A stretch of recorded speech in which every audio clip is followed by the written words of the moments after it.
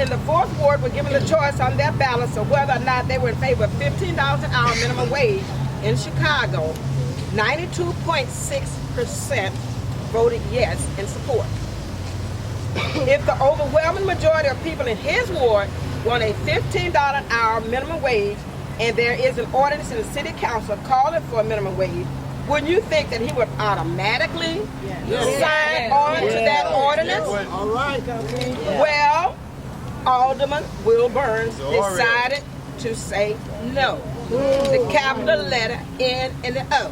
No. To democracy, and instead work with Mayor Emanuel to create a much weaker ordinance that leaves out thousands of workers and keep the rest at poverty level.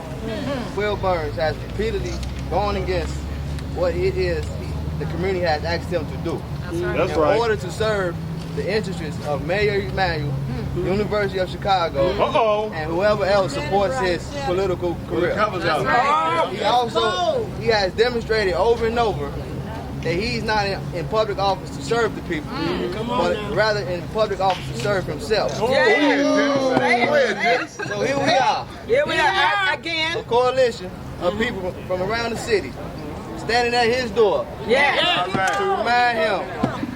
I work for a factory. I get paid $8.25 an hour. I have a family, I have a daughter, and it's rough when you need pull-ups, and you gotta pay for transportation, and you gotta pay for rent, and you get a ticket, and you don't know how you're gonna eat next week.